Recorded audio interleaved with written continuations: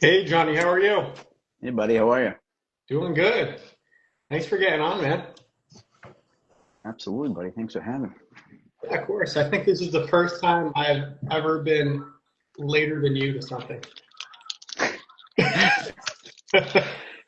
Part of my goal is back to discipline 2026. Oh, Early you'll hit rise, it. early rise, and we're already on it. Yeah, you'll hit it. This was Yeah, the I first saw week. at 7 you were active on Instagram. I was like, oh, he secretly beat me to it, without a doubt. Um, but yeah, I want to thank you for your time, obviously getting on. I know you and I can definitely talk, and there's some stuff I want to bring up. But as people are joining here, I want you to kind of introduce yourself because not everyone that will listen to this is going to know exactly who you are. So, who are you, and what's your background?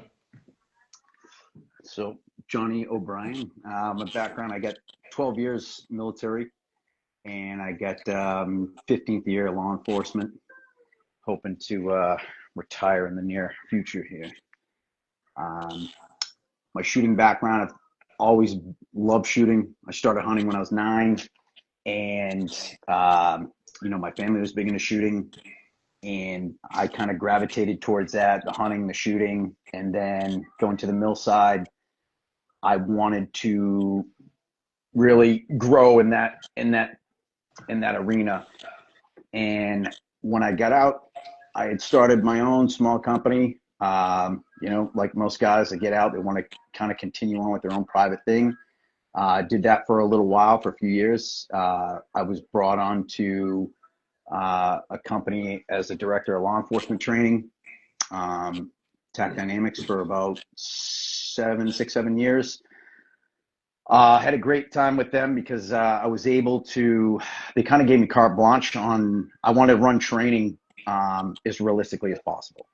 And they allowed that space for me to grow and to be able to do that. And I met some great folks through there. And so that was a really great time. And then through that, uh, I ended up getting pulled into practical shooting very slowly because my ego would not allow me to get there. I will gladly state, and most people have heard me say it, that I always thought that competitive shooting, I thought that it was all games. There was nothing realistic about it. Um, and I dipped my toe in there in 2019, thanks to a buddy of mine who had retired. And the first couple years, I was like in and out, in and out. I liked it, but I was still in and out. It wasn't committed. Now a few years ago, I went full bore into it, and it kind of brought everything that's coming out today and where we are today. Because it's the people, Yeah. it's the Yeah, no, people. absolutely. And that's stuff I want to circle back to, but there's a much larger topic I really want to talk to you about, and that's obviously the Hero Down Foundation. I'm going to circle back to your background, practical shooting, the tactical space versus the practical space, and we're going to get to that. But I feel like it would be a disservice to talk for an hour and not mention Hero Down. So, what is the Hero Down Foundation? So this started as a it started as a team competition event. It started with the Hero Down Shootout Challenge. I've been doing these events since like 2017. I started the Gauntlet here in Mass, and it was to help raise awareness and funds for veteran nonprofits for suicide prevention. And then at the same time, I wanted something, because there's a large contingent of vets within the law enforcement community and the tactical community, and I wanted to kind of bring something of value that would be in the training realm as well. And that got pretty successful. I would say it was a success. And then in 2021, we landed up with the Ridgeline team as they began expanding, and what's turned into a team shootout challenge. We then rolled that right into a 501c3 because I realized that the mission, this was more of a mission. It wasn't just the training aspect, the competition aspect. There's more to it, and I want to be able to expand, grow, and help out in every way, shape, or form. One of my biggest things that I've been on nonprofits, I've been on other boards for nonprofits, and I've enjoyed my time with them. Um, One of the biggest things in the law enforcement community, and this will be an unpopular opinion, is that, you know, we have this notion that we should be respected, and that, law enforcement officers getting killed or getting shot, right? And people want it to stop, and you see these, the prayer hands go up and all that. I'm more of about the action, right, than the prayer side of things, because so I forget who said it. One of the guys, one of the group guys said it before, that hope is not a course of action, and I couldn't agree more with that. So instead of, I believe there's a time to honor, but then you have to be able to bring a solution. So how do you bring a solution? The solution's been there all along. It's the same thing over and over again, and that is that those that are prepared, that train to the highest level, right, and they work those hard skills, whether it's from the shooting side, whether it's from the hand-to-hand or combative side.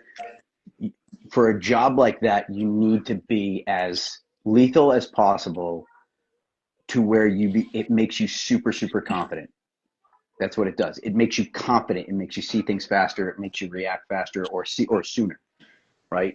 And gives you a well-rounded shape. And I believe in that, because the job itself, the people who aren't in it, they're easy to knock it, right? It's very easy to go online these days and go smash out, cops on their body cams and things of that nature. And I would do this and I would do that, right? It's very easy to do that. The things that is not seen from that frame of reference is the 70, 80, 90 hours work week that they're getting hauled into, the constant domestic calls that they're going to over and over again. The job is a death by 1,000 cuts. So for me, I think by doing this, it's going to help. I believe it's a solution, not but it's a solution to help bring cops, get them elevated to the next level.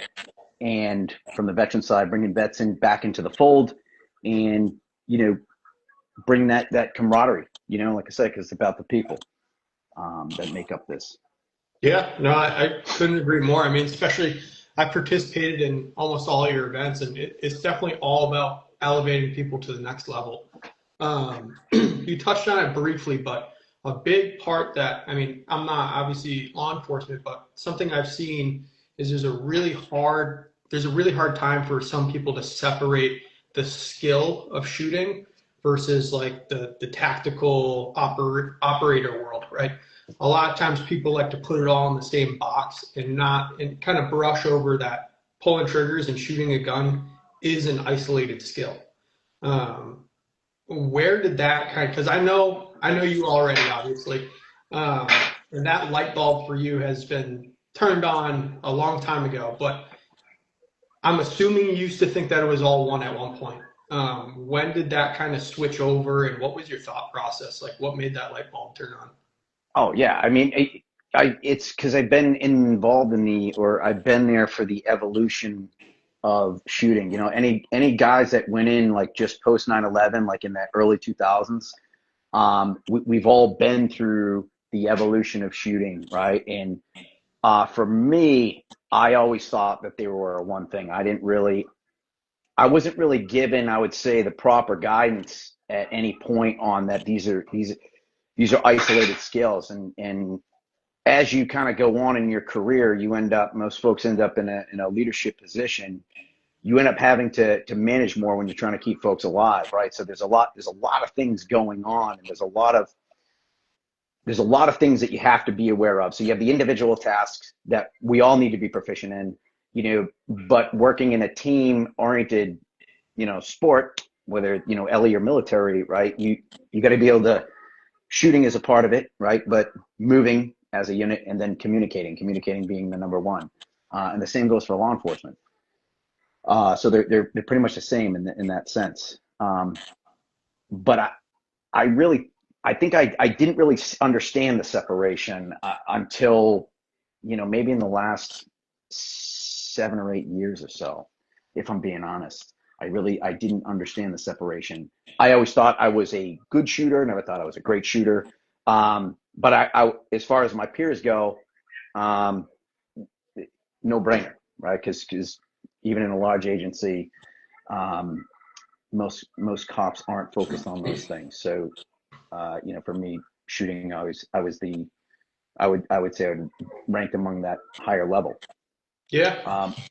Where But do then you think some agencies kind of fail their officers on that front by not separating? Do you think they fail their officers at all by not separating those things, or like, what's your kind of view on that? As far as, because granted, looking from the outside in, the percentage of a law enforcement officer's job is 5% shooting, 1% shooting, maybe less. You know what I mean? Um, However, it is such, if that 1% happens, it's the difference of you going home to your family or not, or somebody else. So it's obviously heavily weighted. Do you think that law enforcement agencies, and if there's any, instructors that are teaching agencies that watch this, how can they kind of bridge that gap in understanding to their teams? Such a loaded question. It is. Because I could spend hours delayering this, because it is important. There's many pieces at play, but I'll try to simplify it. You can ramble on, man. That's the whole point of this. So what you have is you have a few things at play, right? And let's start with the environment, right? So in the Northeast, we have a low number of officer-involved shootings, right? One of the lowest. Now, have those been on the rise in recent years? Yes, but we have one of the lowest. A lot of that has to do with the subverted court system, right? So the district attorney's office, right? How accountability is held, right, with violent crime, things of that nature. To give you an example, for up here, in the larger cities, when you're dealing with gun violence, it is far. When you're doing any type of gun investigation or you're responding to a call, shots fired, the majority of the time, it's far easier for a younger kid to take a gun, go around the corner and throw it, right, and then come out kind of hands up, because he's going to play the odds, and the odds are in his favor, knowing that what we have to do in order to prosecute that. And the courts are very, very, very lenient on gun violence, right, up here. Whereas, down south, out west, there are far greater penalties for like a first-time possession or first-time conviction. And because of those penalties, you get a guy, who comes out and he's looking at going in for his second. It's going to be fight or flight, right? And their sizing comps up. That's why, like, these big gunfighter states like Arizona, Texas, Florida. Yeah, there's a lot of officer-involved shootings down below the belt. And again, that has to do with, there's several factors at play, but part of that is the court system. If you know that you're looking at a minimum 10 years or more, right, on your second gun or second felony, you're going to fight or flight, right? It's one or the other. And that's part of the reason. So if you start with that and you understand that is, when that happens, that's how then administration, they then direct their resources, right? So the training budget is the first to be broken up into whatever they want to do with it, right? And what do I mean by that? So I'll give you an example. Here in the Northeast, we've had, the Boston Marathon bombing, right? 2013. That was a time right after that the federal resources and money was getting dumped into us up here for all sorts of training, equipment, higher tech, all of those things. Why? Because we weren't equipped to even handle that. Two half-witted morons with a YouTube level of terrorism education were able to lay siege on the entire region. And I say region meaning that, you know, up here it was all shut down. It was ghost town. So we weren't equipped. The communication was terrible, right? So you had a lot of agencies up here couldn't talk, couldn't communicate, and then you had the maneuver, the element piece where we couldn't, because we couldn't communicate, we couldn't allocate our resources where we needed to, right? So you look at something like that, you would have thought that things would change. For some of us, things did change, right? I think it came down to an individual thing. And then, but as the years progressed, you're going to have the cycle of politics that come with that, right? And obviously, more in your blue states, you're going to see the more anti-police deal, and funds get allocated towards what they believe is the right training, which 99.9% will always be everything other than the hard skills, the things that are so necessary that you need to keep up in the streets. And the other end of it, so from speaking on my experience, would be that I put far more tourniquets on people, right, in a major city in a career. Like medical is probably number one. If you're working in a major metropolitan department, like medical is definitely something that you need to know and then to be on top of. The next piece of that is also going to be, or along with that, I believe BJJ for cops is a big deal. Not saying that because it's become a trend, but there are a lot of great people from the BJJ community that have kind of taken the same approach from practical shooting and saying like, hey, one of the cool things that I've heard or someone say, and again, I apologize for anyone who's listening. I don't remember who it was, but one of these guys was talking and said, hey man, like in the day of the body cam, right? These days, you want to be as boring as possible. And I'm like, God, that couldn't be more true. You want to be boring as possible. And how do you be boring? You know, well, you got to carry yourself and you got to have the confidence, right? And at the same time, those types of hard skills, having the confidence to end something rather quickly and to do so, you know, without blasting a dude in the face, you know, 20 times and because it's the optics and those are how things look. And that's super important. So I believe medical, hands-on, and all on the same plane, by the way. And then obviously the hard skills when it comes to shooting. There is no, why do I say that? Because if it's the less than 1% that you're going to ever deal with, and I honestly hope folks that have never been in a shooting, I hope you don't get in one. And for that reason, it's why you should be training at the highest level.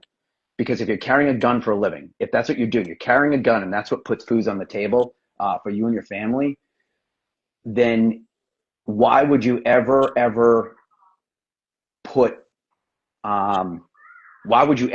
your family at risk by becoming a fat slob? You know, by becoming an undisciplined, fat, out of shape, you're just going to go after the money, right? It's super important. They don't like that. They won't like me saying that. But that's the reality of it. And I can speak on that. Yeah. I mean, it seems to be true. So to kind of round this back into shooting and first responders, where do you think matches fit in the development for, you know, those serious first responders that carry a firearm every day for work? Well, the way that I see it is that's the testing, that's the proving grounds, right? Meaning, you know, to me it's the ground you go to test your skills, to see where you're at. I've always been a fan of that. You can test training or see where your skills are at in one of two ways. Everyone hears of the crawl, walk, run, right? So you can crawl, walk, run, or ramp your those individual skills up to a level, or you're training like scenario-based training, crawl, walk, run up to a level, I actually prefer, like, guys get into active shooter situations. I prefer the other end. The other end is, let me just throw you into the absolute shit show nightmare. You know, you take it based off a real situation, and let me throw you in there. Let me put some really good role players and actors in there. You know, let me make it as chaotic as possible. Then we're gonna film it.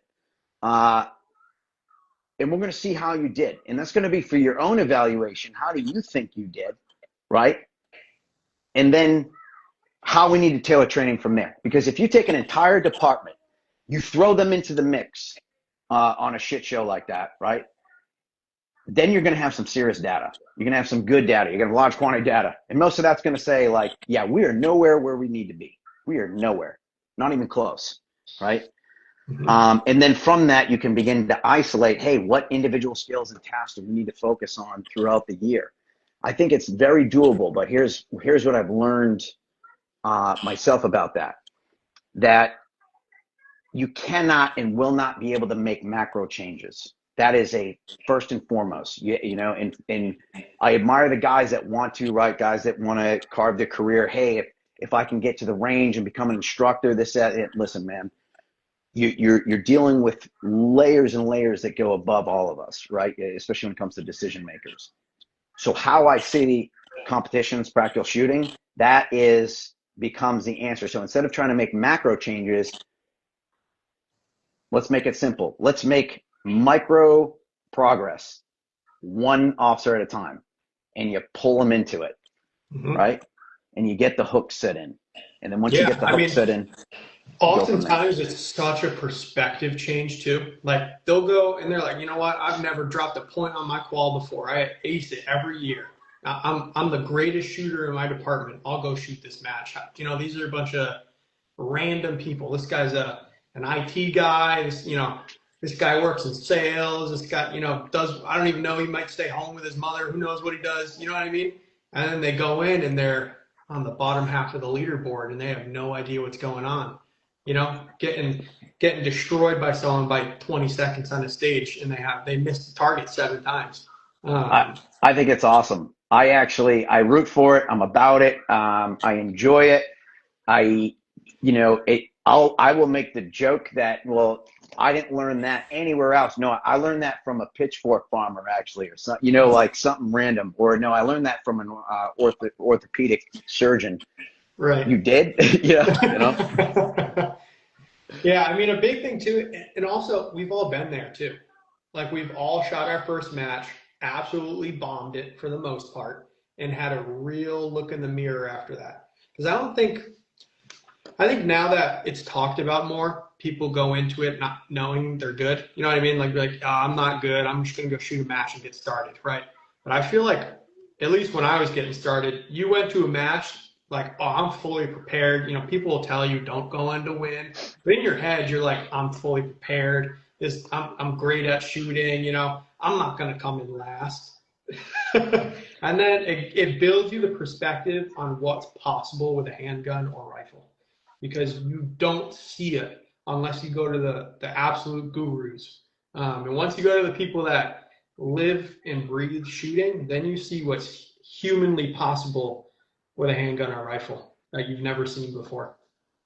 Oh, for sure. And I think that too, I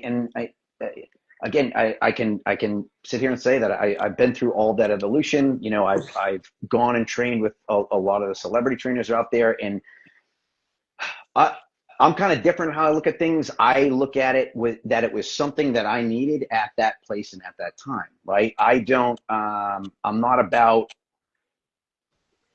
not about ripping on folks that build their own company and that are providing a service, because I do believe that service, whatever it is, may be good it's important for somebody at that time, because then eventually, if, through growth, they may say, hey, I'm glad I was able to experience that and get that piece of information. Maybe a lot of it I don't actually need at this point, or I don't find that something like that's good for me at this point. Right. So there's different flavors, obviously, on that throughout the internet. But that's kind of been mine. I look at things as at that time, at that place, that's what I needed, and that's what I was given at the time, Yeah. So for someone like yourself that's been through obviously the law enforcement side and did their first match, what would you say to someone that's like, maybe they're interested in starting, but none of their buddies in the department want to go, and they have no idea what the community's like because they're not on social media and up to date with it. But their local club has a match and it seems cool. They want to get in, but they don't have anyone to go with them. What would you say about the competitive community when you first started? Yeah, I would say that my own thoughts, like anything else, my own thoughts are the ones that prevented me from kind of getting out of my own comfort zone, right? When you can check that at the door, um, and you go to any one of the local matches, you're going to see it's vastly different than what you expected and thought. There's people who will take you under their wing, talk to everybody, and you're gonna get to watch and see some really really good stuff, and then you can begin to digest what's happening, and then go, oh wow, I had no idea, right? But I think that is part of the funnel that we're creating here with Here and Now, and that is a mentorship pipeline because I That's believe in that. perfectly what I wanted to talk to you about next is mentorship in the shooting space. I mean, as you know, I was very lucky in my first match I went into. The first person I shook hands with and said hello to was Angel Sanchez, who's been, my mentor and coach since I started. Um, I was very lucky in that, and it happened by accident, I think. But this mentorship program that you have, how important do you think mentorship is for people that are coming in and want to progress quickly? And then after that, I want to hear about your program that you're going to be starting. Yeah, I think to me, so if getting folks there, right, that's 80% of the battle, right? Getting folks there. Having a mentorship program is a answer to that. And why is that super important? Because there's so many different personalities within the practical shooting community. There is a personality there's a mentor that's fit for everyone, every single human being. Which is to me, it's like pick your flavor.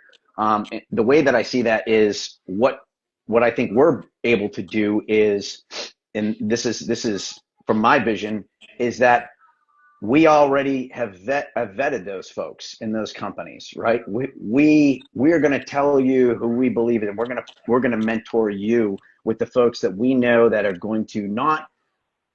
They're going to bring you on in, and their ego ain't in this. You know what I mean? Like they're there to make you better. Mm-hmm. Um, and you're going to enjoy that process because the other thing, so that's why we vet that process is very big. And I can tell, and that we'll talk about this in a little bit, but when you go to bring a cop that's got 10, 12, 15 years on, right? You can take that old dog, new tricks. When you bring them to a match, right? The fact that they even showed up is a big deal, right? That means Absolutely. that they're open. But if you pair them up with somebody who is going to give them a crappy experience, that's going to bash about law enforcement and all of the things and why it's bad, that guy is never going to come back. They are never going to come back, and they will have validated why it is that they thought it was bullshit in the first place anyway, you know? Mm-hmm. So the mentorship is to me is a big deal. Um, for several reasons, but the big part is being able to pair folks based on we know who's going to fit where based upon that, which is great. And the other thing that it does is it creates opportunity. A lot of people think that they can't. They'll say teach, and I understand that. So they might say, "Hey, well, I can't instruct." Well, no, but you can coach. No, I can't. Okay, I'll ask guys, how did you get here? How did you get to the level that you're at right now? And they say, well, I just started showing up and shooting matches, and then I'd just be asking questions. Okay. And did you gravitate towards people? Maybe a style of shooting or, stage planning, somebody who you can pick out that helped you? Well, yeah. Okay. That's all you're doing. We're just pairing you up. And you can take all the questions and the things that you remember asking, and you can break it down in your own formula how you want to, right? So I think it creates opportunity on both sides. It creates opportunity for high level shooters to be able to kind of break into as from a mentor role, right? And they can actually see that they do have it. And then for everyone else that's coming in, it gives them, hey man, take your pick of the litter here, but it gives them all different flavors. And guess what? If they don't feel like they align with a certain coach or a certain program, and they let us know, hey, no problem. We can put you with somebody else that might be somebody more your flavor, so that's another important piece too, is how people learn. Yeah, I love that. I mean, from people I've talked to that are like kind of on the fence, the biggest thing is, well, I'm going to assume, is that one, they're not going to know anyone. Two, they know nothing about it and it's intimidating. And three, that, they're not in the same, like, I don't want to call it headspace, but bubble, I'll say, that we are, where like, if I'm on my phone, it's consuming something practical shooting. You know what I mean?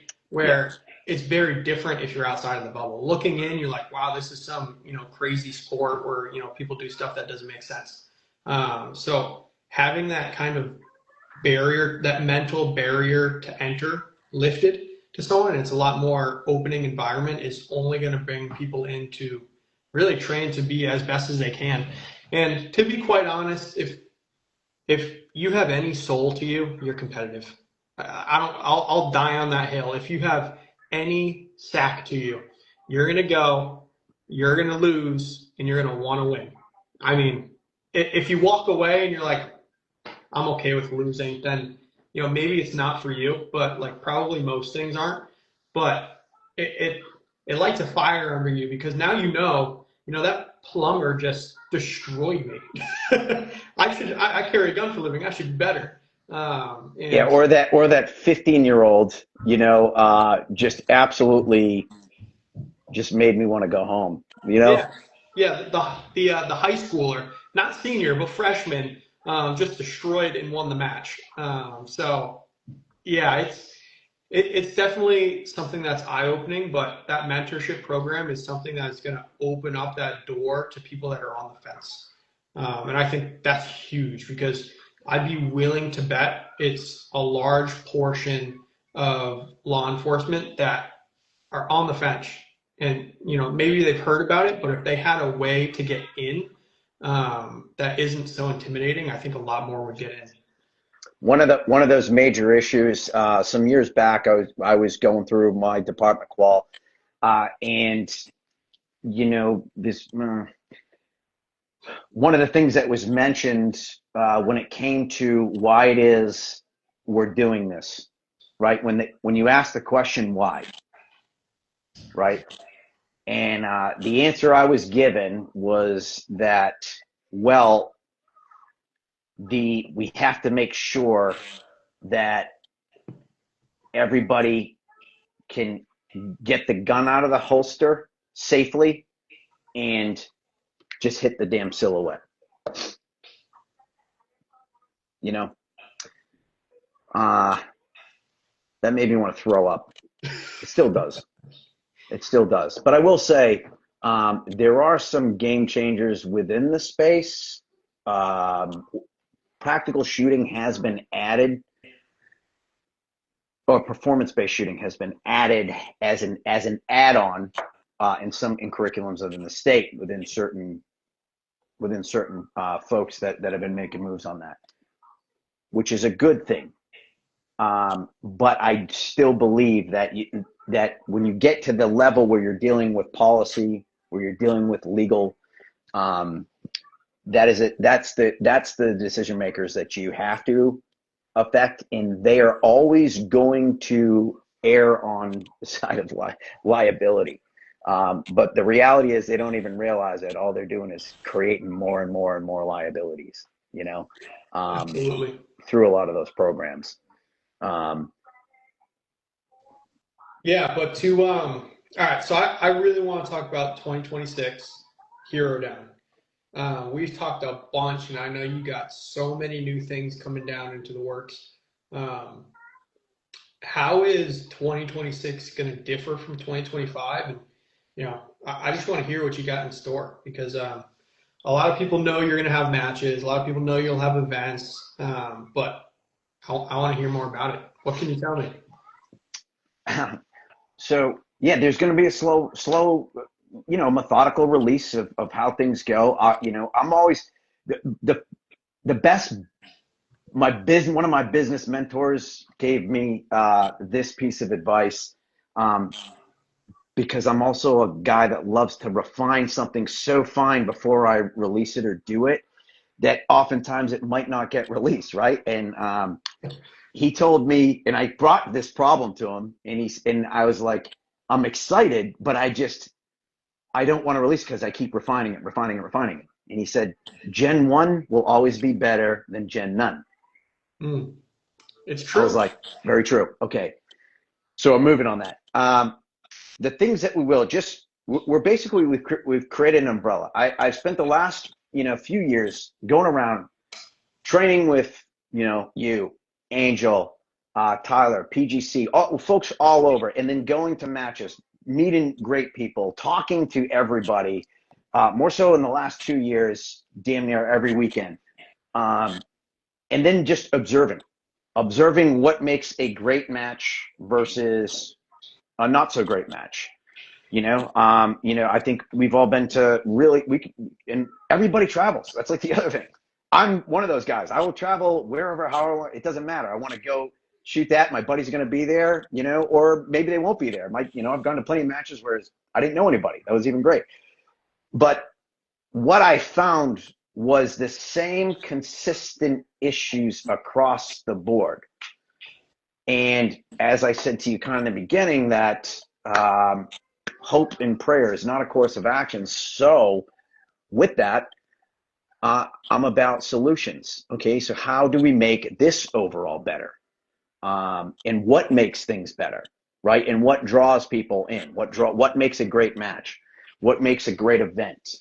All of those things. So I basically identified all the deficiencies, and I can tell you that the number one deficiency that I have found up here in the Northeast is when you don't take care of people. Hold on one second. When you don't take care of people, it won't matter what kind of product you have. It does not matter. It doesn't matter what kind of facility you have, what kind of location you have. You can have the greatest product of all time. It does not fucking matter. If you do not take care of your people and elevate your people, those are the ones that make it happen. You need people to show up. You need people to hold your tool, to run your tool, to take their fucking pictures on IG with your fucking tool, right? Put their fucking shit on the jersey, and have them you get tag you some for kid to free. do it with a fancy camera. Yeah, And right? cool editing, whoever that is. Yes. And what I found, man, when you don't take care of fucking people, you're going to have a shitty match, right? Mm-hmm. It's not going to be well run. With that being said, again, I prefer to isolate people away that are about, let's call it the poison. The poison to me is those that go to matches and go to events, and they, no matter what, they will find something to bitch about to destroy it, right? That's most of the internet. It's what they do. And not one of those people in any time in history have ever actually stepped up and said, hey, maybe instead of me bitching about it, I might have a way to help solve that problem, right? So that's kind of what we're doing here. And I'll say kind of, it's what we're doing. People kind of heard me mention a takeover. That's what I'm calling it. This is the 2026 takeover tour. And, Yeah, I love that. but it's what all we're doing is duplicating what we already do in each format. Why? Because I'm not an expert in some of these formats. I'm not an expert in any of them at all. So what is it that I do? It's quite simple. I create a committee of the experts within each format. Hey guys, this is what I want to do. I know what my skill's at, and I know where my value lies. I know what I bring to the table. part of that is I exploit people's strengths. I find your strength and I exploit your strength. And then I'm going to call you to the table and say, hey, man, show me how to get this done, right? That's one of the big things that moving forward that you won't see me taking any calls from poisonous things or people, time being the most valuable thing. I only want to be around people that say this. There's two types of people in this world. One is, hey, man, you can't do that, or that'll never happen, right? And then the other is, I don't give a fuck. Show me how to make it happen, right? Mm-hmm. Those are the only people I want to be surrounded by, because my entire career, I've been, you'll get labeled the tactical guy, the tactical shooter guy, and all of those things. Again, it's all noise. It's all freaking noise, right? Because those who are true to their craft and want to make changes or bring solutions, they're doing it. They're doing it. And, that's what I believe Hero Down, the community. It's taking an existing community of individuals.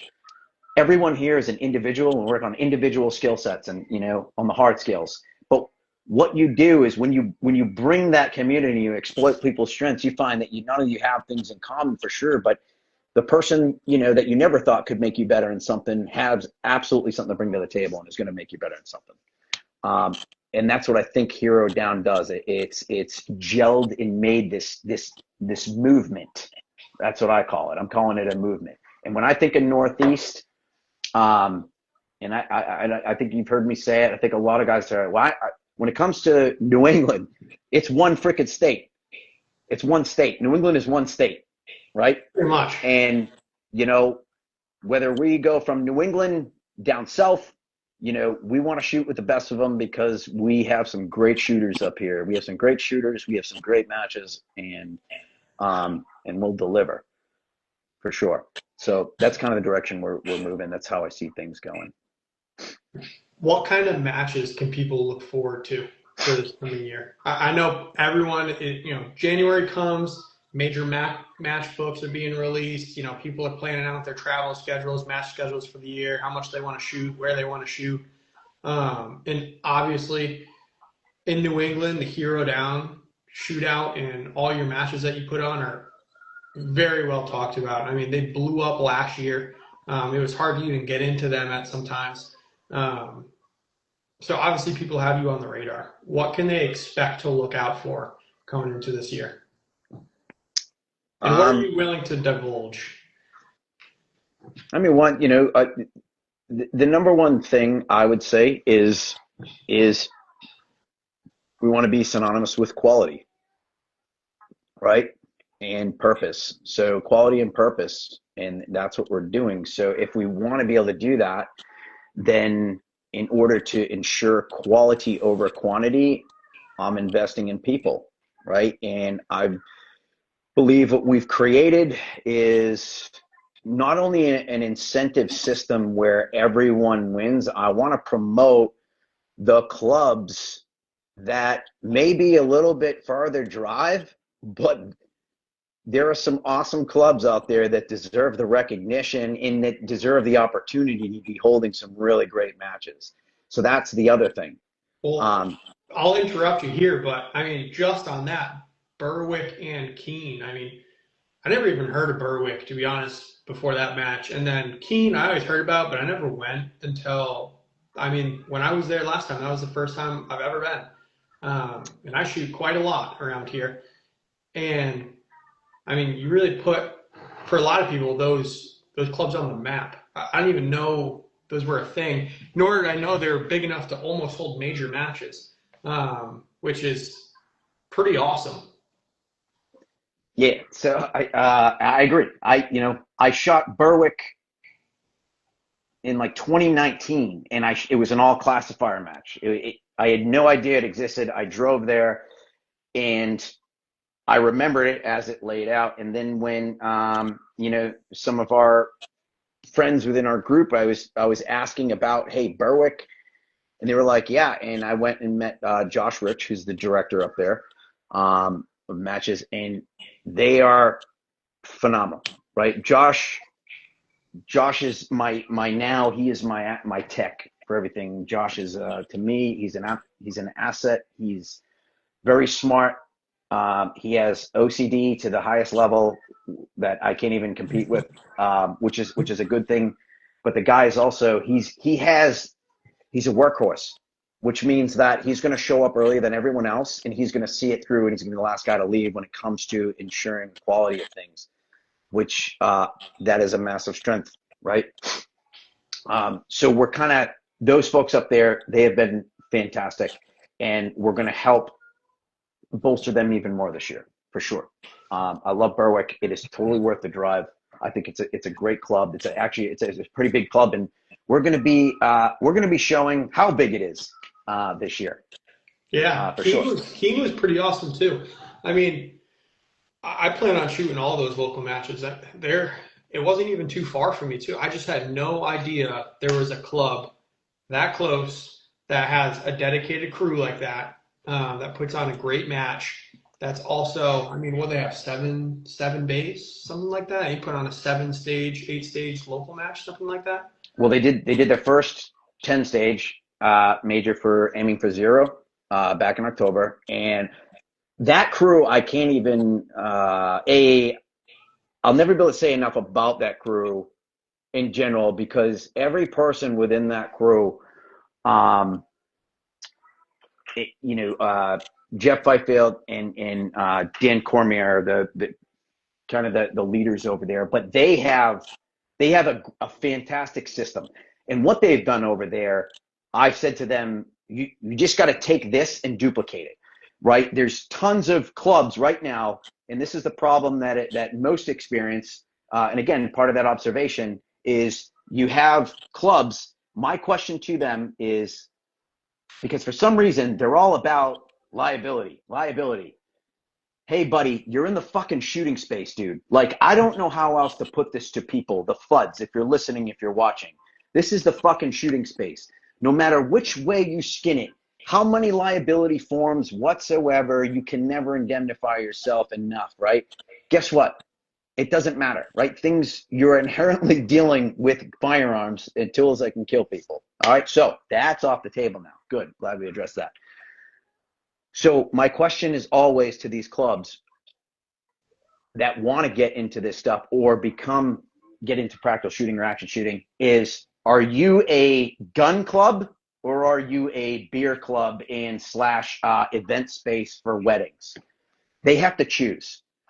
I think you're doing a disservice if you say you're a gun club, right? But you're out there you're masquerading as a gun club, but you're just there for event space or a beer club, right? I agree. Yeah, I mean, on top of it too, it blew me away because I know Jeff brought it up. I think they raised like 5 figures just in 1 year. I could be wrong, but it was a lot of revenue you talk to clubs and they're like, they're all hurting or, they're barely scraping by financially and they're not doing any practical shooting events. None. Right. And here's the reason why, because it takes effort, right? It takes effort. And the other thing is that when these clubs, these board of directors, when you have people, again, there's 2 types of people. If you have the people on the board that are like, nah, that will never work, we're not going to do this. And then the people that want it, you have the show me how to get it the fuck done. All I can say that Keene's crew is we're going to get it the fuck done. And that's what they've done. And so if there are clubs in New England that are struggling with this, I think I commented on, there was a club that shut down in the Cape because of this stuff. And I'll tell you right now, they can reach out to me and we'll set up an appointment and we'll consult for you and we'll show you how to move the pieces on the chessboard in order to get this going. Because that's what you need to do. But you got to have patience. You got to have tactical patience, if you will, and to move your pieces on the chessboard. That their action shooting program not only brought in, just this last year, far more, like exponentially light years more than every other program, period, right? So you have every other committee, right? The rifle, the shotgun, those types of things. And they exponentially, years and years worth, they brought in 1 year. Like, the numbers don't lie. So once that crew was able to get to the level they're at, then what do you have? When you have these other committees, the shotgun committee, the rifle committee, they're going to help you too. You see what happens when you learn how to work as a unit, right? And you learn how to get things done, it can be done. And the crew at Keene is, like I said, I'll never be able to give them enough kudos. But also, I don't want them to get lax on me. So it's true. But yeah, if anyone who hasn't shot, and you're definitely, if you're shooting Triple Crown this year, which a lot of people are, you're going to get to see what Keene's all about this year even more. And again, when we're looking at growth, this isn't just about, hey, we're going on this year. I'm looking 10 years. I have to look sustainability, right? How do you take a program? How do you take the programs that you do have, and then how do you make them exponentially greater, and then how do you make them sustainable? Yeah, no, I mean, I totally agree. On the topic of Triple Crown, I love that series. Are you going to still be going? What do you kind of want to go with? PCSL, USPSA, IPSC? Like, what are you kind of thinking? Are you going to keep it the same, or is there going to be changes? What's on your mind? Well, the great thing is last year was kind of just an experiment. It was a beta test. We did it, and we did PCSL one gun. I believe currently that especially up here in the Northeast, I guess I'll speak on it. What's going to happen? But PCSL two gun, there's going to be a championship up here. All right, and I believe that the PCSL two gun format is actually a really great format. We ran their one gun format last year, but from feedback of those in the community, that the bigger draw was going to be from USPSA. So Triple Crown is going to be a USPSA level 2 major, 30 stages. And I guess I'll say it here. So it is presented by Hunter Constantine, just took the title sponsor. So guys will be seeing that in the coming days. And I think registration is going to be up and open around February 1st, and everyone will see how it works. But you'll have an opportunity, there'll be a window opportunity to sign up early for all matches. And we're putting a lot into this, putting a shitload into this. And again, I think I've created an incentive system that is, to me, far outweighs and blows out of the water any, let's say, corporate entity, because corporate has a hard time identifying with people on the ground. I don't. Yeah, I mean, so, dude, you're in a takeover is a respectful word for what's going to go on in 2026. I think think you're really going to, even like how the point system works, it's kind of like a nationals and kind of like a world shoot, the way the points, like, you know what I mean? It's really awesome how you do it, because it's not exactly a nationals where it's consecutive, meaning like multi-day, same-day matches, unless things change, I don't know. But your points matter for all the matches, which is very cool. You have time in between, kind of like the world shoot. You have, days worth of rest. You have to qualify for certain things to, get up to a certain level of standing.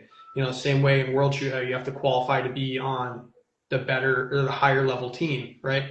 The same way how you do in the Triple Crown, where you have to be there at every match, and there's going to be time in between each match. And your points matter for all of them to get put onto the super squad, or to make it in the final rankings at the championship to win that trophy or that belt or whatever. I'm only saying belt because Hunter's going to be the title sponsor, and I have a feeling there'll be a championship belt. That would make the most sense. Well, Hunter, I enjoy Hunter, and is as a playmaker. Again, he breaks the cycle of things, and that's what you need. You need playmakers, right? Those that look at something not at face value, but they look at it from different, like 4-dimensional, and then they see how, how they can change or make things better. I can't wait till there's an IWB division. Plain and simple. Unbelievable. That's how you get it done, right? So the series this year, we got it to a level 2 major, but there's a twist. And this was a calculated decision. Now, the calculated decision was this. The hard part in general is, number one, create a series or create a match. What does it differ from anything else that's here? Well, those are things that I had to learn, right? I still know jack shit about USPSA rules. I am still learning as we go, right? But again, I learn how I can get this done. So you have to create a series that is different. But again, what is different about it? What is different about the series than some other major match around here, So that's first, because you have to have buy-in, right? You got to get buy-in from the community. And then the other piece to that, there's obviously a lot of logistics involved, but the way that I've learned things and the processes that we've developed it's actually pretty easy in creating a format and a process where I use it for everything, everywhere. It's what allows the ease of this process. It makes it look easy. Now, the last thing is going, okay, how else do we put this on the map, right? We've had a lot of great sponsors in the past, which is fantastic. Obviously, sponsors help make it happen. But the other thing is, I told our guys with this when, we do our best to be clear of other majors within our area, right? Within the region, respectfully, right? But I'll give you where the mindset was at. Some folks, by the time we got to planning Triple Crown, the finale, some people were like, well, we're competing with this area championship, right? Like somewhere the fuck way away from here. And I'm like, all right, you're looking at it wrong. All right. Everyone else is competing with us. That's how you need to be looking at it. All right. So change your frame of reference and your lens, and everyone else is competing with us. That's how you need to look at it. So the twist is this. The first two, all right, so first match is going to be in Berwick, May 15th to the 17th, right? So we'll have 250 spots. Match two, all right. Match two is going to be in Mass at Harvard, which I'm looking forward to because Betsy, Ira, Harvard has a really great program over there. They put on some great local matches. They sell out all the time. And Moose is over there as the assistant director. Moose is awesome.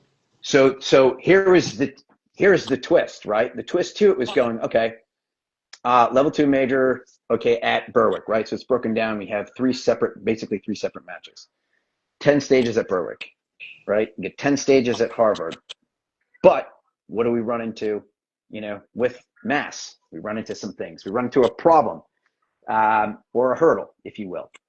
So I'll say it right now, is that the second match, which is August 7th through the 9th at Harvard, that is going to be a 10 rounds per mag match.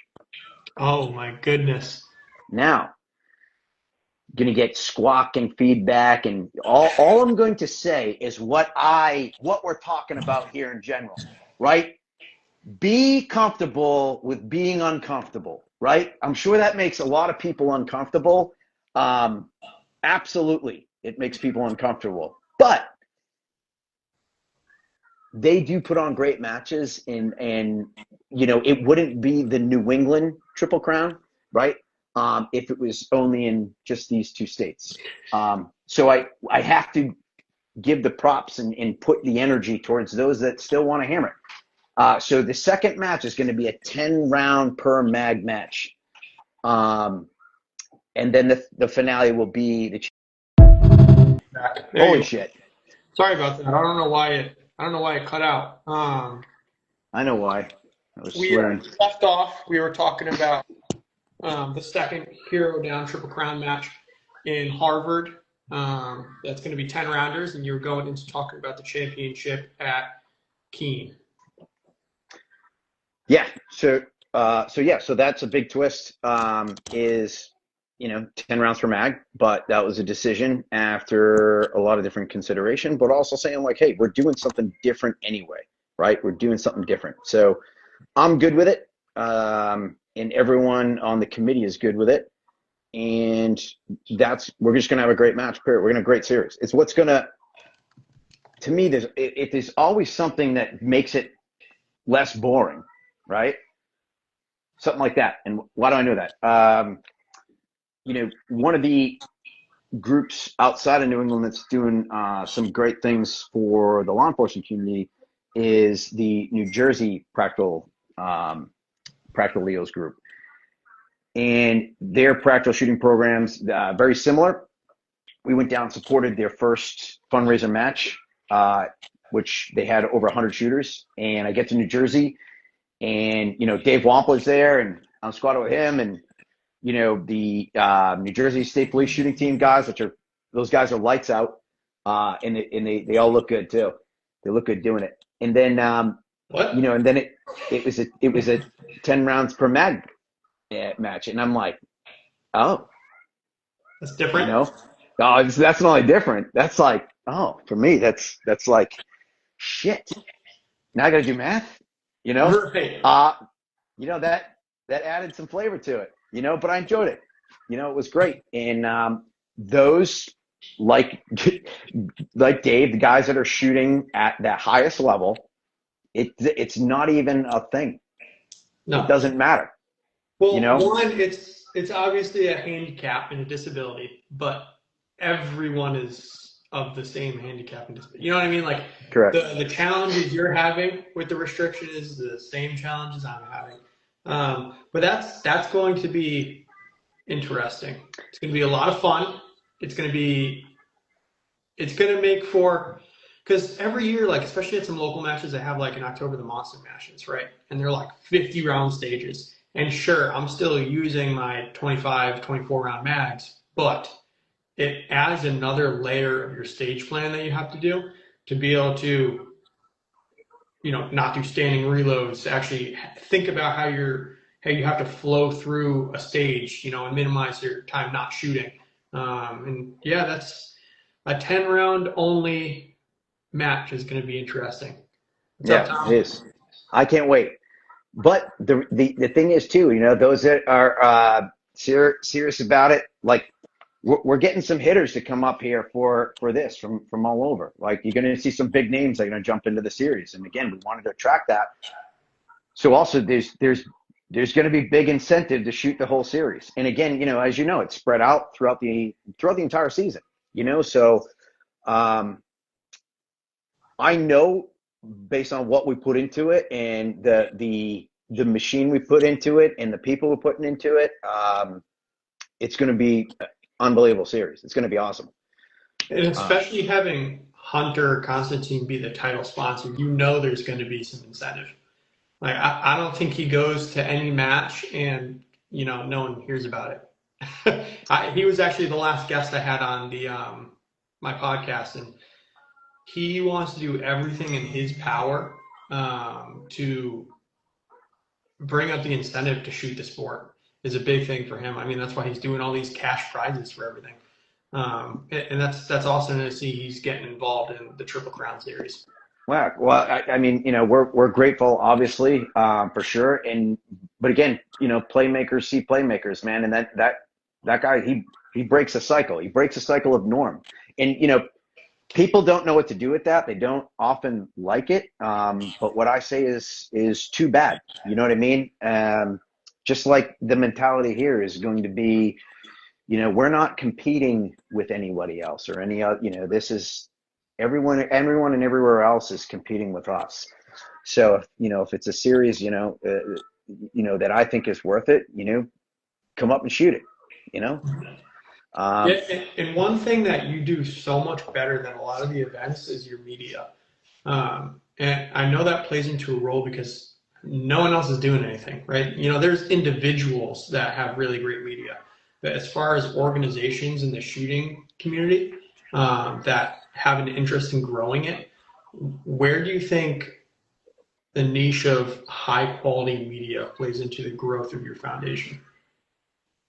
Well, obviously how you get that message out there is the number one. Whatever your message, your mission, whatever your objectives are, how you get that displayed out there is super, super, super important. Um, and why? Because if you want to expand, if you want growth in order to do those things, then you need to cast over, the areas of beyond your region. Especially when you're trying to elevate something to I'll say a national level, but the way I see it is there are some formats within the Hair Down competition series that can absolutely and will absolutely go national at some point. Meaning, like, we'll take it on tour, and maybe there might be I like a north versus south. Where we go down to Florida, right, in the dead of July. We go down from the north in dead of July and get absolutely suffocated during a match, and then we have them come up here, in the cold, In October. Yeah, in Come shoot October. in It could October be now. snowing, or you could be wearing shorts. Who knows? You Yeah, know? yeah, not us. I mean, that's awesome. That kind of segues into, because I brought that up because you and True Shot Media have been killing the game as far as organizations go with media.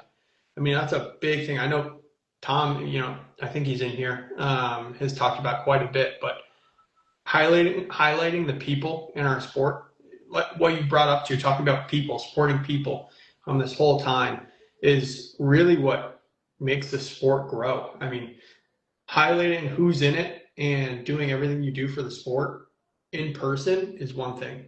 But when you have high quality media to back it all at, a planned organizational level, I mean, frankly, USPSA isn't even doing that. The stuff you're doing with this as well is, I think, a great example for a lot of larger organizations that want to grow something meaningful can follow. No, for sure. And I mean, you were there. Like, so, uh, I, things happen. I now, I trust when something comes across my path, I pay attention to it. Right. And, you were there when, True Shot was formed. So, Alex has been doing fantastic. And what's great about it is it's constantly in the learning phase, right? And when you're in that creative space, you're constantly in the learning phase. You're constantly learning, you know, hey, how to make things better, right? And then as you grow, right, as things are growing, when you run into problems like, well, hey, man, I got getting pulled here, getting pulled for this, getting pulled for this, right? And then you got to start scaling. You got to start multiplying yourself fast, So like that's another avenue that helps, that makes all of this great. Getting the message out there. True Shots Alex done a fantastic job.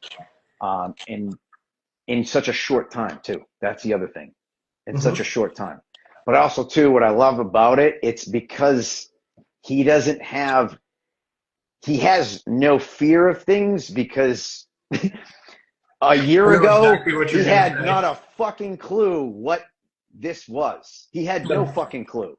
no. In fact, Alex, he barely touches guns. We give him a gun and he looks like he's holding something foreign. You know what I mean? I'm So, gonna change that one day. it's fun. I think it's funny. I think it's Yeah. great. And why? So he has no biases into things, right? He has no fear of things, right? Which, hey, not for nothing, in this sport where there is literally no media, that makes you dangerous. And why? Because he's not afraid to approach anyone or anything at all, you know? So he's been great, but we're looking for folks to add to that team. So, people can reach out if they think that they want to join. And why? Because this, not just this series, right? We're gonna try to do some big things with that, and things that you've already seen. They did a great job at it at World Shoot. You know, they were out at Two Gun Nets for PCSL out in Utah just recently. So, you know, we got a lot of cool things that are coming down the pipe, and really looking forward to the. I look forward to the growth, but I'm enjoying the whole process. And why? Because everyone that's coming on this team or jumping on the train or whatever you want to call it, you're only there if you want to be there, and you only want to say, how do we make it happen? Mm-hmm. Not that we can't make it happen, you know? Yeah, absolutely. So as we're talking about media and expanding north versus south, obviously this is Northeast in New England, right? How are you looking? Is expansion outside of New England inside the scope of 2026, or is that something else? Yeah, so I just kind of had like you know, a 10-year look down the road, right? Right. If you're smart and you're looking at things, you're not looking at the now, right? And anything I'm planning for now is what's got to be sustainable for the next 3, 5, 7, 10. And then what and how things change. We also got to be adaptable to those things. But I will say that 2027, there's going to be even more growth for sure. And we are going to go beyond New England, but only in certain formats, in certain things. I believe in the quality over the quantity, right? So the quality, the minute you over or you expand too fast, you can lose the quality, Right. and that's not something that I'm willing to do. So ensuring we maintain the quality of these series, these matches, that's number one. And that is done through an incentivization program, incentivizing people where every layer wins. Yeah. Everybody wins. The clubs win, right? The directors win. The foundation, our mission wins. We collaborate with other nonprofits. The shooters win. And you guys, I don't know. I'm gonna be honest with you, Matt. Because I'm an idiot, so I don't really know. Like some of the national championships, you see those guys win for years and years and years, which is fantastic, right? But we have not only big incentive for our shooters here in the Northeast.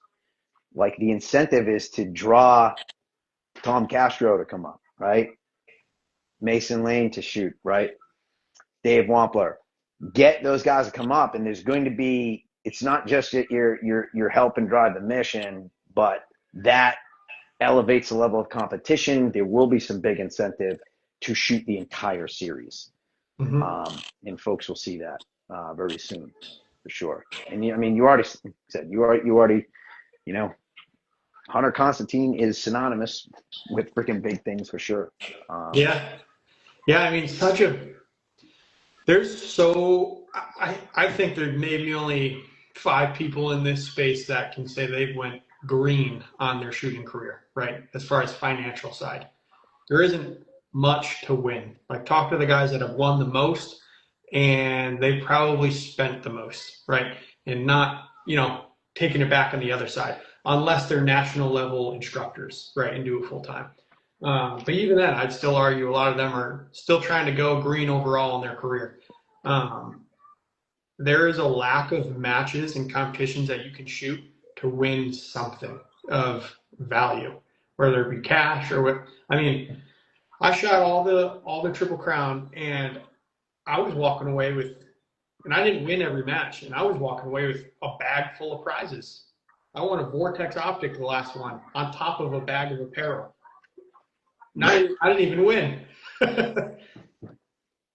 Well, I think that the work that gets put in, and when you go and you win stage, like, hey, if you win a stage, right, you come out on top on a stage, there should be something there too, So there's going to be I think there's going to be a lot of cool surprises for folks, But again, it's when you look at what separates great matches from shitty matches, you can put all the money you want into it. It doesn't, that still won't matter, right? If you invest in people, that's what matters. Right. Yeah. And that's super important. That's the important piece, because that right there is what's going to make or break your match, is the people. No, I definitely agree with you. Kind of segueing from Triple Crown, you have another event, the Hero Down Shootout Challenge. It's kind of been your flagship event, I would say. I mean, it's what started the whole thing. What is it? Because it is nothing like what we've just been talking about. So for people that, have never heard of Hero Down, have no idea how this thing started and what that match is, because that match is a beast of its own. What is it? Thanks. I'm still trying to figure it out myself. No, it's it's a unique match, right? It's a team. It's a 4-man team match. And that evolved from, what I'd started in 2017, right, with the gauntlet.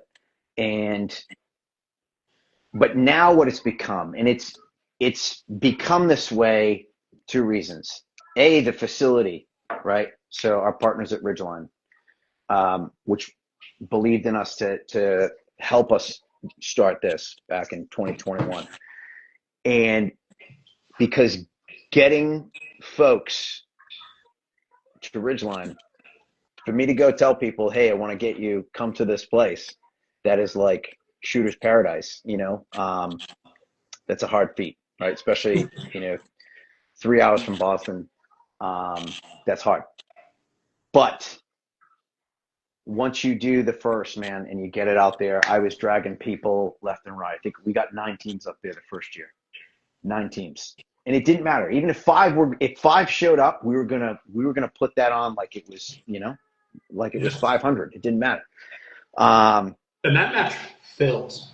Yeah, it fills now, and it's gonna fill. It's gonna sell out. Period. And that's what it does. But each year I've always been an open book when it comes to events like this, and the reason being is because feedback. When you run an event like that, it's an entire operation. It is an entire. It's not just people that have never run even a local match. If you've never run a match or being part of that, or even seen behind the curtain on that, the logistics, the planning, the personnel, all of the maneuver pieces that go into it, like logistics, that in and of itself is a skill set. Right. And again, not a lot of people have that, but also not a lot of people know what goes into it. Mm-hmm. Having the facility to be able to do that is first and foremost. And that's what Ridgeline is. Ridgeline also brings the staff.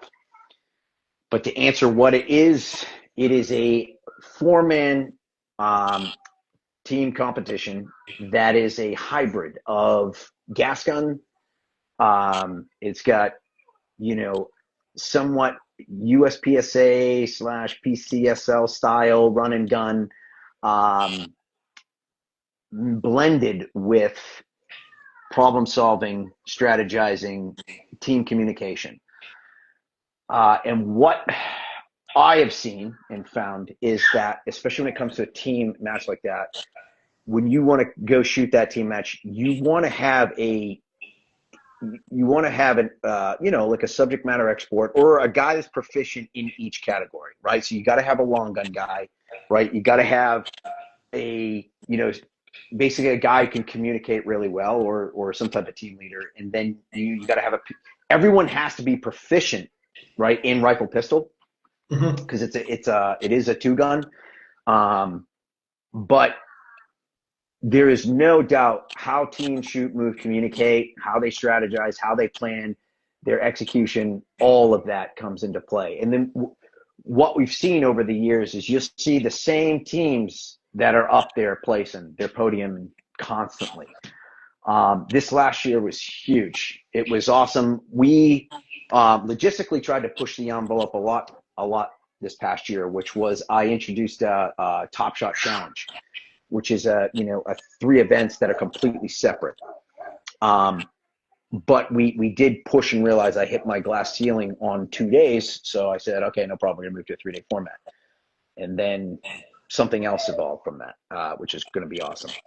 But the team match, it is competition at a very high level, right? Obviously, it helps to drive the mission, right? But this is what I love. You want to know what drives, like, what fuels this shit? Right? When somebody says, like, hey, man, we know it's just a charity match.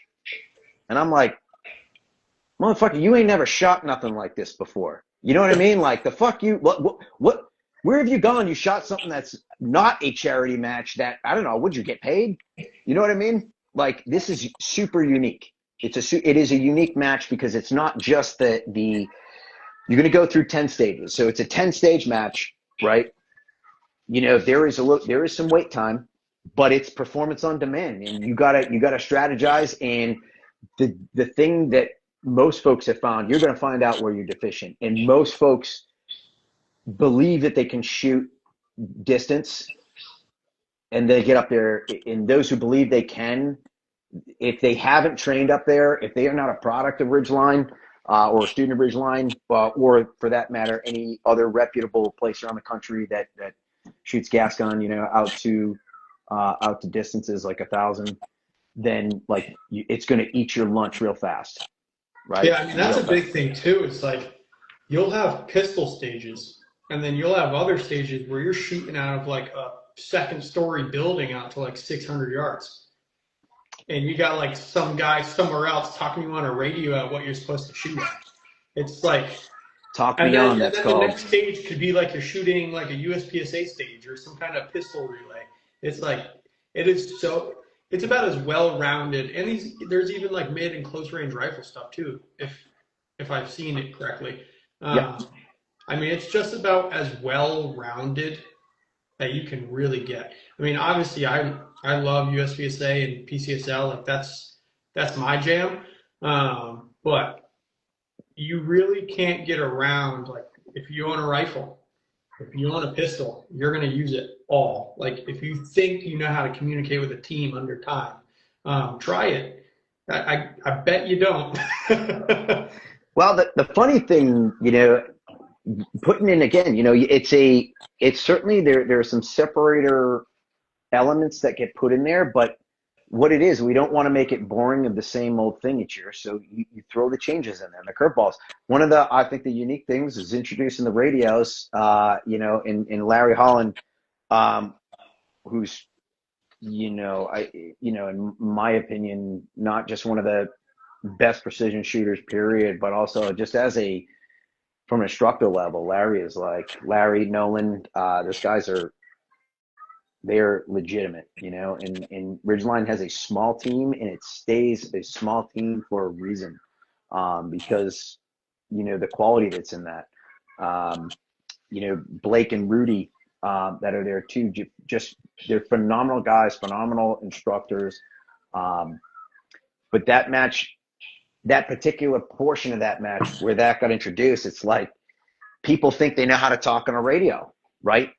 They actually don't. They don't realize. They think that the best thing about pressure is that when you think you're doing something, right, you think you're doing something proficiently, but you're actually not, right? And especially if it's not something that you would normally do, which is get on a radio, right? And I have to I have to describe a target, I have to describe the environment. I gotta walk a shooter on who I can't see. Who's out of my line of sight, and I got to be able to do it. That is a skill set. It's why in the investigative world, not a lot of guys. It's a unique skill set to be able to do surveillance. That is people think it's cool.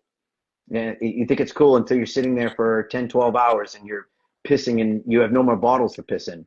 And the second that your head drops, your target walks out. So there are some unique things that happen, but beyond that, right? We then we pull everybody in close. We have the shooters rendezvous party that takes place at night. That's where we do like all of our fundraising. We do our raffles, a live auction.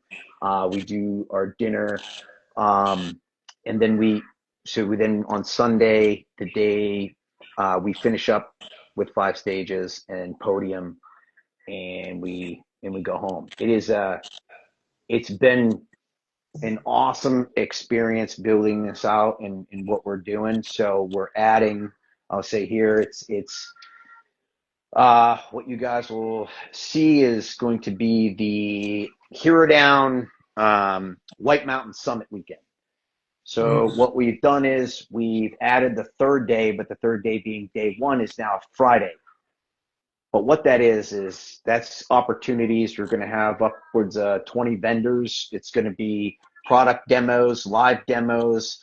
They're showcasing their products. We're going to be we'll also have the Top Shot challenges those days too. So it's basically, that's going to be a separate event, but part of the entire weekend.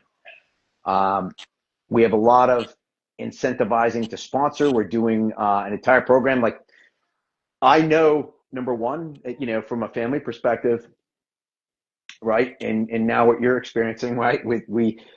The things we love to do also going to pull us away from our families. I've always, that's never, ever been lost on me, especially when you're putting on events like that, especially within the community. So we make it family oriented. We want your family to come up if you so choose to. But also with that, these things cost money. It costs money to make money, period. That's what, especially putting on a high level event like that. So what we do have, we're launching this year, is our Adopt a Team program. So there'll be a lot of incentive in there for sponsors and companies to adopt a team, which is going to be great, because what are they getting out of it, man? The teams are getting, overall, you're getting training out of it, right? You're getting the competition side out of it. You're getting the community out of it.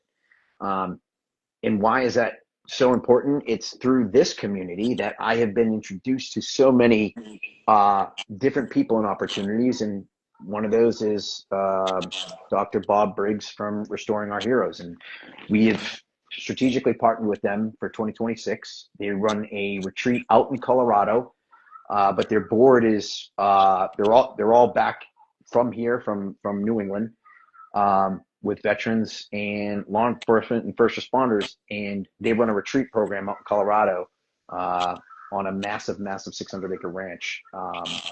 So we partner with them, and part of our goal is to help raise them money and help for them to put more weeks and more retreats out there in Colorado, to be able to send our folks from here in New England and get them out there for the wellness and restore. Yeah, that's awesome. You got some awesome stuff coming in 26. I'm super pumped for it. I have a feeling that you're going to get a large draw from around the country as this develops. I think people are going to be traveling to these because you put on a great match. There's incentive to be there. It's for a great cause. And honestly, too, like, I know I already said it, but it's a high quality match. And that's something everyone talks about. You go to a major, right? What's the first thing someone asks, other than how you did, is how was the match, right? And if someone's like, the match was horrible, ROs were bad, stage design was poor, how the match was run, match flow was just horrible, they're not going to go back. And the Hero Down or the Triple Crown series was, they were level 1s last year, PCSL 1 guns, but those were some of the funnest and well-run matches that I was at all year, because you compete to actually win something, right? There's not only trophies, but big prizes. And on top of that, there's great shooters that go. Kyle Narcom's been doing a great job creating a lot of the stages. He's a level 3 level stage designer. He stage designed for almost all of Area 7 last year as well. So and I know he's doing the stages for this year as well. So it's not something like they're going to be, the typical local stage where you walk up to and it's like, well, there's really only one way to run this, and everything's in front of you, they're very complicated. You really got to think, which that's what a level 2 is, right? People go to level 2s and they They want complicated stages that they can get better on. And I know you guys will execute on that, which is awesome. Yeah, Kyle's mind, how he designs these are awesome. The other like end of it is we want to work to make sure that we get those nailed, right? And so oftentimes when there's the great thing about the series is that with the entire committee that works on this, it's a committee that moves to each match, right? So we put a strong team behind people who want to be there and want to be involved. Also allowing each club to direct and assistant direct, that match. But we basically bring all the support to it to help bolster them. And one of those things is when Kyle does a great job. I think he works with the directors directly, and based upon logistics of what they have or what they don't have, designs those stages, and then we'll supplement with building or getting whatever is needed to make that to make those stages happen. So well-rounded. I'm looking forward to all of those for sure. We're actually those are going to be out. Everything's going to be out live, say this week for those announcements, which is great. But also too with the series, there's a lot of things happening, right? So when I talk incentive, it's not just why is it that everybody wins? Well, if part of the mission is for the law enforcement and veteran side, for LE folks that are going to click the LE box, right? One of the biggest, and I gotta, the kudos goes to Manchester PD, Manchester, New Hampshire, because they're one of them, right? PDs that have taken it upon themselves, where they take a guy from the practical shooting world, who also is on the department, and then they create a practical shooting team, right? That's the other way of doing it. Okay, that is the other way of impacting, right? At a micro level, right? In micro victories. So Manchester PD has done a fantastic job. They've gone from, Kevin Lally is he's one of the best. They've gone from just having one or two guys. They now have like two teams basically. It's a huge recruitment tool for the department and for the city. And they go around and shooting all these matches, and then they're more and more guys. As guys come up out of the academy, and they get onto a PD, boom. So part of the incentive is we will be some of the winners who podium from the LE side that we will be sponsoring you into basically getting you started a package for your practical shooting program. So that's a big so deal. big. Yeah. I mean, a lot of people are just gonna not really listen to that, but that is such a big area of opportunity for departments, for just the law enforcement officers to get better. That's huge. It So is. We're seeing opportunity you're presenting. We're seeing it everywhere. We're seeing it in places beyond here, even more so. Again, there's some awesome things happening within that space, and I think that is another avenue to go, right? So, and because from that, you're going to have the guys that are going to want to come and train with you, train with Angel, right? Train with Tyler from in PGC, right? And the guys that are making impact, right? All of it right there. And for the veteran side, they'd be winning they'd be shooting for the hero down team. Is the best way I put it. Additionally, we're launching our ambassador program, right? So in our ambassador program, which folks will be able to see on our website, and if they go sign up for our newsletter and subscribe to the email list, you'll see all that. You're going to be able to see our ambassador program, which is it's got to be shooters who align with our mission, right? They don't have to be a vet or law enforcement, right? But they can be competitors shooters, and they can be in whatever format. They can be shooting whatever format they want. But the part of that program is you are being an ambassador for us, for the foundation. You're representing like New England.